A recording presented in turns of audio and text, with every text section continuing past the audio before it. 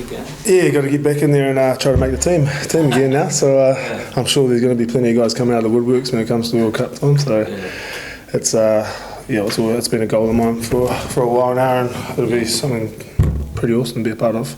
Yeah, I mean, in terms of the whole Samoa thing, is that the last few games you just couldn't play in those games, or what was the situation? For me, it was I hadn't done a pre-season for a wee while now. Yeah.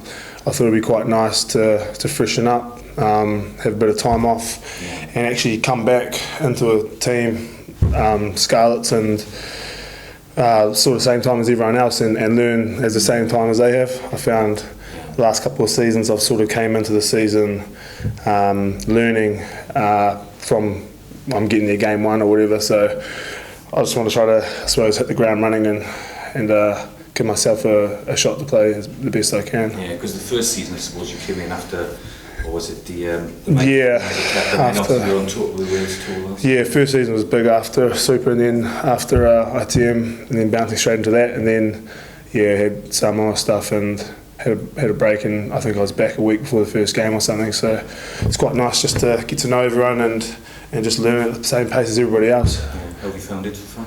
Yeah, it's been good. It's been it's quite refreshing. Everyone's been real positive and welcoming to me. It's been nice. You're not far to move, I suppose, is it? Well, I'm still in Cardiff, which is a bit of a hike here, but it's all good. It's a good environment to be a part of. And obviously getting back playing with a couple of old mates and stuff like that, it all makes it a bit easier. Yeah, I mean, you and obviously Johnny were good mates when you were playing there with the Crusaders. It'd be nice to link up with him again, I suppose. Yeah. And Parc y, I've all lived with them at some stage in Christchurch, so it's nice to be back playing with Parc y and J-Mac and having the same sort of days off as they are, so we can go have our little coffee groups and play golf and that sort of stuff. So what, you live together?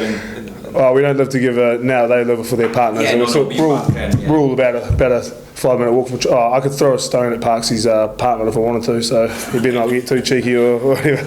It's not too far away. So. Back in New Zealand, did you live? Yeah, well, me and Parc y sort of lived in the same flat when I was about 20, 21. There was a big group of about 8 of us in there, and then me and J-Mac lived with each other for a wee while when I was in Crusaders. So yeah, it's quite good mingling with those boys again. And obviously Hadley's career is just. It's taken off. He's playing really good footy at the moment, and it's just the Scarlets have helped him become a better player, and he's thrived in this environment. Did you see that obviously when you were back in New Zealand? Did you see the potential there? And I suppose you were all playing at a similar level at the time. Well, we were in the same club team back home, me and Parc y, so he's always sort of been a player with a lot of talent and stuff like that. I suppose he just didn't really get the opportunities in New Zealand. Then he's came here and taken the most of everything that's come his way, and just I'm stoked for him and his family, and watching him play that first game for Wales was pretty awesome. Like seeing a mate achieve something like that. Yeah. What club team was that? A team called Christchurch back home. In Christchurch. Wayne Peacock, how much of a draw was that to come here to work with Wayne? Yeah, obviously had a couple of meetings with Wayne, and he seems like a bloody nice guy and real down to earth. And I didn't actually know Wayne in New Zealand, but like as I said with Johnny and Parc y, like I've never heard them say a bad word about the environment or Wayne, and you can see what he's doing with his club and what he's done with it. And I suppose what attracted me was just the brand of rugby Scarlets play, and just to try to be a part of that would be awesome. Because Wayne said last year when he signed you, he was looking to unleash the Kieron Fonotia he should have seen in New Zealand and everything like that. Is that what you're hoping to do here? Yeah. I want to try to, I suppose, just get better. I suppose I struggled a wee bit at the Osprey, just with the way Osprey's played a wee bit. Just like I'm not going to sit here and badmouth them or anything, but I suppose I wasn't really sort of finding form until the end there, when I got given a bit more of a licence to just, I suppose, be me a wee bit more. But here, from everything that I've looked at and talking to the coaches, you get a really good chance to express yourself and be the player that you want to be and trying to be. How do you reflect on the time of the Ospreys last season as well? I suppose she was a bit of a roller coaster, wasn't it? Yeah, it was. I suppose it's one of those things when you're losing. It's a bit like when you're winning. When you're winning, it's tough to lose, and when you're losing, it's tough to win. You get in a bit of a hole last year. But hopefully they look like they've made some good signings in the off season, and hopefully they can be a bit of a force again this year and get a bit better from where we were at last season. With the Samoa, you said you obviously made that decision to have the pre-season this year. Obviously, with them getting in the World Cup, you said there's people coming out of the woodwork. Do you hope now that you can, sort of force your way back in, and that won't have an effect perhaps on selection for next season? Oh, definitely, mate. It's always been a goal of mine, or I suppose anyone that plays rugby is playing the World Cup. So I definitely want to be a part of that. I told the coaches it was a pretty hard decision not to play in the break, because it's a team I haven't played a lot of games for. To be fair, I've only played a handful, but I suppose when you go over there, you get attached. I get quite attached to teams and something like that. Just suppose seeing things like that my granddad and stuff seen when he was living over there. It's made me quite attached to the team, and it was a tough decision to withdraw from that. But I think it was a smart decision. I'm 30 years old now. I don't feel it. I still feel like I'm 21. Yeah. But reality is the joints and stuff aren't as good as they used to be. So I just tried to make a smart decision for my career, I suppose, and hit the ground running this season. You're coming in, obviously Scotland's gone the other way. Scotland's been synonymous with this region for 10 years. You've also got Hadley Parkes and Jonathan Davis. Yeah. There's a lot of competition for those centre players. Oh yeah, definitely. It's always it's good having competition. It brings the best out of you, and hopefully, and I can obviously both of those players have played at a pretty high level rugby as well. So I'm looking forward to learning off them as well, and then flicking whatever my ideas are as well, and hopefully we just all bounce off each other and keep it together and not get angry with each other and stuff. Parky's already been giving me a bit of banter about me holding the tackle shield for the whole year, but that tackle shield will be flying at him a couple of times at training, so don't worry about it. you leaving the Ospreys for the Scarlets, obviously local rivals, very close, supporters very close. You aware of that, and what would be the equivalent in New Zealand if you were leaving the team to go very close to somebody else? Good question, mate. I don't think many teams like the Crusaders back in New Zealand, so maybe the Blues. Yeah. But yeah, it's obviously I know how strong the rivalry is here, but I haven't sort of grown up here, so I probably don't feel the rivalry as much as any other, especially when I've got so many mates and stuff and the other team and stuff. So it probably it's probably a wee bit different to me because everybody's growing up here, and it's a bit probably like it would be for me back home versus in Auckland or whatever. You've looked forward to that fixture though, haven't you? Yeah. There's a couple of wee words being said already. Just a bit of banter with a couple of the boys. Should be a bit of fun. Hopefully, a couple of little stuff off the ball as well. Should be nice.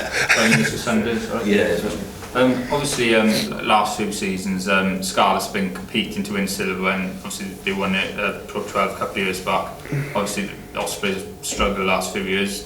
Was that also a reason for coming here, that this is a squad that can win trophies? Yeah. Well, the Ospreys, my first season there, didn't really struggle. We made semi-final, so we were good. And I suppose, I said it the whole time I was there, I never went into a game believing we were going to lose it. We just sort of hit a bit of a wall, but coming here, it's exciting, mate. It's just watching, even last season, I was watching the brand of rugby as Scarlets play, and I'm just like, that'd be awesome to be a part of, and hopefully it brings out the best in the player I can be, and it just seems like it suits me a wee bit more. You said obviously Osprey style might not have suited you. What is the real Kieron Fonotia, and what type of player are you when you're at your best? I don't know, mate. It's just, I suppose it's just having a bit more of a license just to express myself a wee bit more, get that ball and open play a wee bit more, and getting off the line and trying to put shots on and that sort of jazz. So that sort of things that I'm looking forward to trying to get out there and doing again. When I suppose for the Ospreys, I didn't really do that. Partly because of me probably, and just the style that we played. I didn't really adapt to it until towards the end when Clarkey sort of took over and gave me a wee bit more of a licence to be me. And how good has it been working with Stephen Jones? I know he's only been here a couple of weeks, but he's got a good reputation for sort of coaching his team to play open rugby. Was he also? Yeah, I've only been here for a week, but I've already had a couple of meetings with him, and he's been picking my brain a wee bit just about how I look at the game and stuff like that. And obviously, he's the person that I looked at when I was a kid, and just to rub shoulders with guys like that and listen to the way they talk about rugby and how they see it and learning off them. It's just it's a pretty exciting time to be here really with guys like that. Did you have many offers from other clubs before? It all happened pretty quick, man.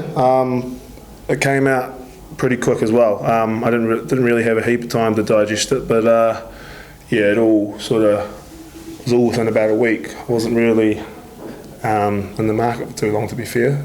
But then, when opportunity like that arises, it was pretty easy decision at the end of the day.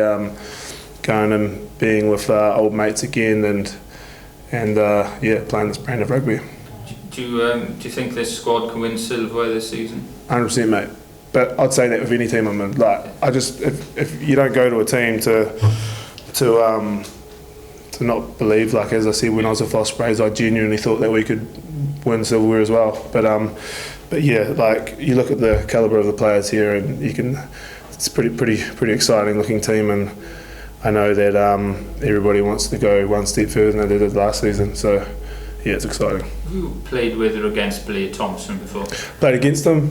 Don't know him personally, but that's what when I heard that he signed, I was just like, probably the people in Wales don't understand, I suppose, the actual quality of player they've signed there. He's pretty sharp. He was always the guy that was on the key guys to take out or something when we played against him. Really good offloader, and I'm sure he'll fit into everything here really well. So I suppose a player like Blade, who wouldn't be well known maybe to a European rugby audience, shows the depth in New Zealand rugby. Yeah, I think there's one stage here he's pretty close to making the All Blacks, and then he got a bit of an injury, a bit of a setback. He's a pretty awesome player and real versatile, and he's pretty comfortable in the open play, so he'll suit it here down to a T.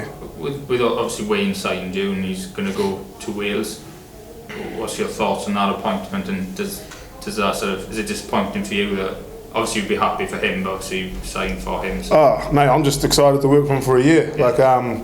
I don't really look too much further than the first game really, but for him it's a massive achievement to come over here and do what he's done with the Scarlets and now get an opportunity to coach Wales. I mean, it's a pretty massive achievement for him and his family, and you can't. Yeah, I would. There's no way I'd be like sour signing because he's leaving or anything. It's pretty. Yeah, it's just, like that's what you want to do as a coach. You want to coach at the highest level. Like players want to play at the highest level, and he's managed to do that, and I'm sure he'll. Well, Wales are already a really strong team, and I'm sure he'll make them better again. And if he signs a new contract, John McNick will be eligible to play for Wales. Mm-hmm. Obviously, you know him really well. Do you think he's good enough to play international rugby? Do you think he'd be a big asset to them if he did go down that road? Yeah, well, yeah, he's definitely good enough, isn't he? He's I wouldn't say no to him, but yeah, it's again. I'm not too sure where his head's at with that sort of stuff. I wouldn't have a clue. But I said it last year. Even when we were playing against him, I'd pick him if he was a Welsh qualifier. You'd just pick him straight away. He's a sharp player. He's got X factor and stuff, and a little bit of something that a lot of players don't have.